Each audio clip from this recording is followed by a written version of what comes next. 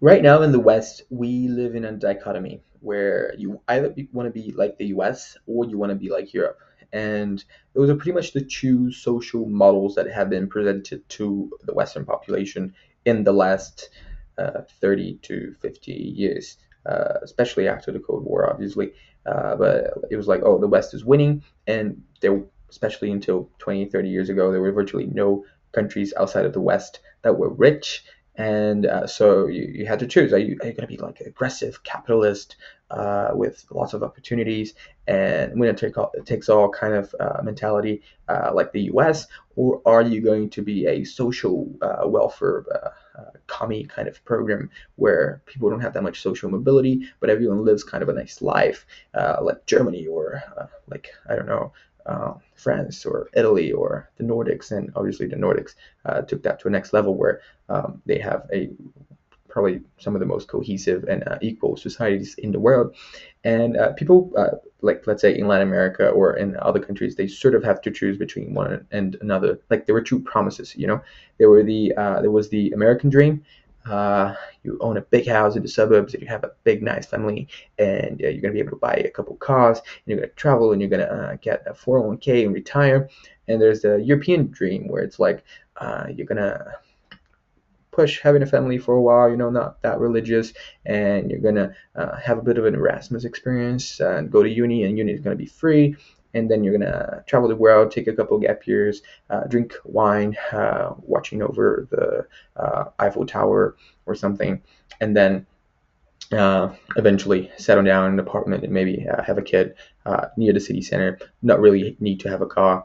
Take public transport all of your life, and those are very different dreams. And a lot of people really identify with the dreams. You know, there are a lot of people who just they love the American dream, and there are a lot of people who just love the European dream.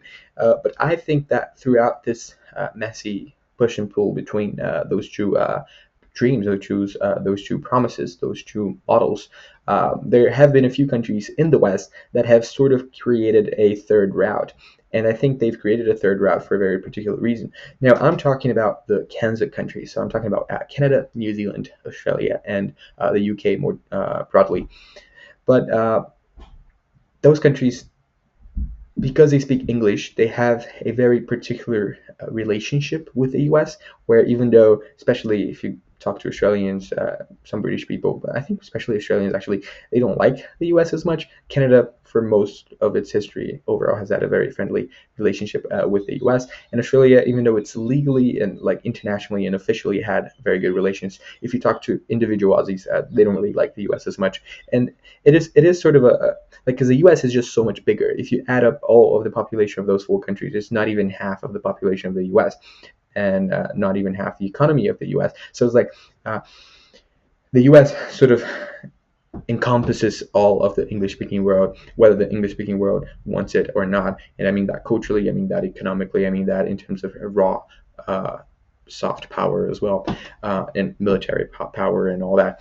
And so those countries, obviously, they were very influenced by the U.S., but they were pushed back by the U.S. as well, because the U.S. is a very controversial country, to say the least. And so they saw what the U.S. was, and they didn't want to exactly be like him.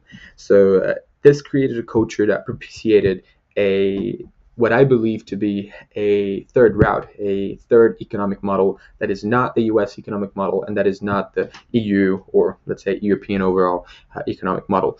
And it mixes a bit of both, and that is the truth. Because if you look at, for example, tax rates, America has pretty much the lowest tax rate in the developed world. Pretty much at any income bracket, if you live in the U.S., you're going to be paying less taxes than if you live in Canada or the UK or Italy or France or Ireland or Norway or Denmark. Like you just pay lower taxes overall. But if you take the US out of the equation, then overall you are going to be paying less taxes in Canada, especially a lower tax bracket. You're going to be paying less taxes in Canada, in the UK, in New Zealand, and in Australia than you would pay in most European countries. You definitely pay less than you would pay in Portugal, Spain, Germany, France, Italy. So taxes are sort of in between. Social services are also sort of an in between. Obviously, they don't have a full out privatized healthcare system like the U.S., even though the U.S. does have like Medicare and Medicaid.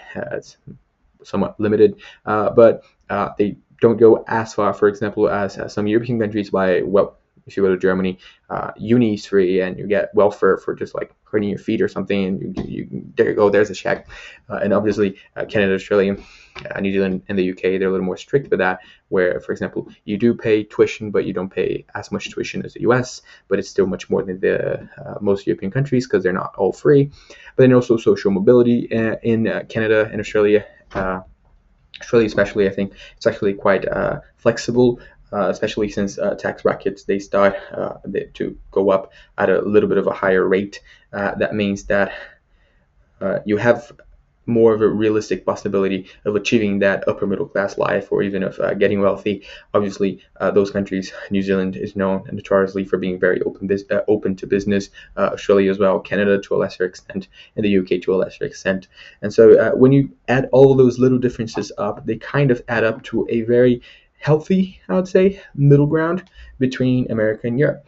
And that's why the title of this video is CANZUK is the perfect mix between America and Europe. It's got some of the very capitalistic ingredients that you find in the US that provide a little bit of a upward mobility and just wealth generation. You're going to notice that those countries overall, they're richer than their European counterparts. So like the CANZUK countries, they're richer than on an individual basis. Obviously, they're richer than Italy, they're richer than France, they're all richer than Germany, if I'm not mistaken. So you see that they have more money overall. They have more of that entrepreneurial kind of spirit. They have more of the American dream in the sense of like suburban living kind of vibe, a little more car dependent. But they also have great cities. Like if you live in Melbourne, if you live in London, if you live in Montreal and Vancouver, you live in a really great city that kind of, they try to kind of mimic some of the European lifestyle in a certain way. And like I said, the social services, they also try to mimic Europe in a way. And so I've talked about CANZUK lots of times throughout the channel, but I do think that maybe if you want to move and you're not quite content, like let's say you're American and you would like to leave the US, but you're not willing to take that much of a pay cut, for example, because, well, if you move from the US to pretty much anywhere in Europe, and you're probably going to make 4 times less than what you make in the US.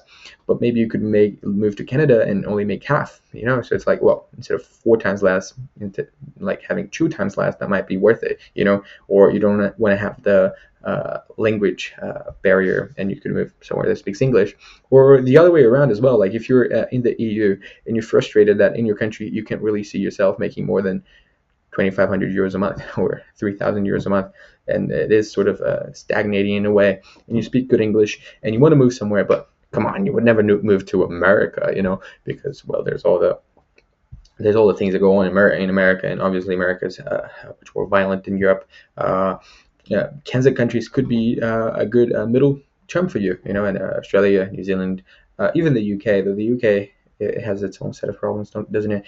Canada, they could be sort of this middle ground, where you do look for something better without completely following the other path, the other dream. And obviously there's always the option of leaving the West completely and going to let's say Dubai or Singapore, but those come with like other sort of problems. I'm definitely a Westerner, let's say. Like I definitely identify a lot with the West, with Western culture, with Western values. All the languages I speak are Western languages, European languages more specifically. All the countries I've lived in are Westerner, and so I think it's very unlikely that I would make a move that drastic. But I think, especially if CANZUK solidifies, I think it's going to add a third player to that competition, to that EU-US dynamic, that I think will make that dynamic just so much healthier, because it's gonna open up a new dream, not the American dream, not the European dream, but the CANZUK dream. But yeah, I hope you guys like this video, and I'll see you guys around.